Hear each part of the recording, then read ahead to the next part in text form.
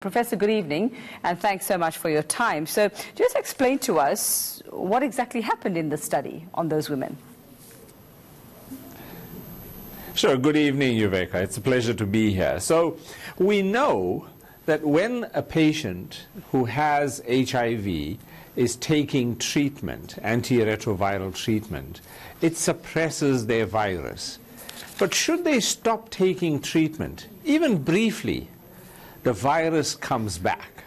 Now, the question that we try to ask is, where is the virus that's coming back from? So we know that it's viruses that are deeply hidden in tissues that we call the viral reservoir.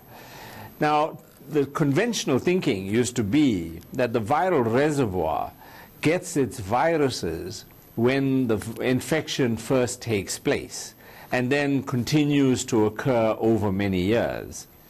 This study, which was looking at the viruses in the reservoir of 9 KwaZulu-Natal women and sequenced hundreds of viruses, what this study showed that in fact our conventional thinking is not correct. In fact, these women, 71% of their viruses in the reservoir were actually from the time that they started antiretroviral treatment.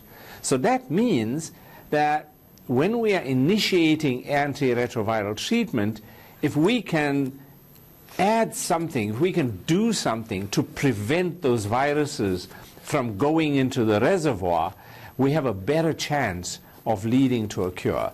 So while we recognize we don't have a cure, this research is not a cure, but it is one step towards the long-term goal of a cure. Okay, so there are two things here, or two questions that come to mind when it comes to what you found. One is, does the virus go away? Does it disappear? Or does it just remain undetectable? And then how, in that case, or how will this lead us to actually work towards a cure? And I know that you've explained it a little now in your answer there, but just does it mean, is it a positive or a negative, or a positive and a negative, basically, is what I'm asking. Sure, Kathy. So the biggest barrier that we have in order to cure HIV is that we have not been able to clear the viruses that are in the reservoir. Those viruses go into the deep tissues. They are largely in lymph nodes and in CD4 cells that are resting. They are not, because the virus is not actively growing, the antiretrovirals can't get to them. And because they are hidden inside the cells, the treatment doesn't get to them. So what they effectively are, they're sort of like dormant viruses. But when you stop treatment, they come back. So we've been trying to find a way in order to cure a patient of HIV is to get rid of those dormant viruses. Sometimes they refer to as latent viruses. Latent meaning that they actually in like a sleeping state, but they can be woken up at any time and they can start growing. So when we have viruses in this latent state, then we want to ensure that we can clear them. The problem is that that's been almost impossible for us to do. So now, can we prevent them from actually even going into the dormant state? And that's what this research, this study with these 9 women, opens up a new door. It opens up a whole new approach to how we can think about a treatment.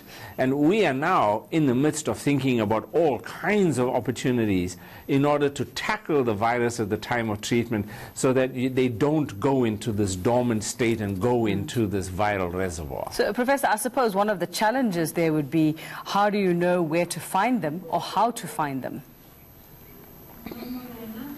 Oh, so that's not a simple matter. But what we are able to do is we are able to take blood and we are able to look for a very specific kind of cell called a resting T cell.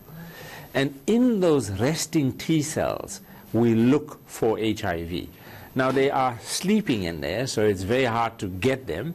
So we stimulate them. and in stimulating them, they sort of wake up and they start producing HIV. So our focus in this reservoir is to go to these deep cells.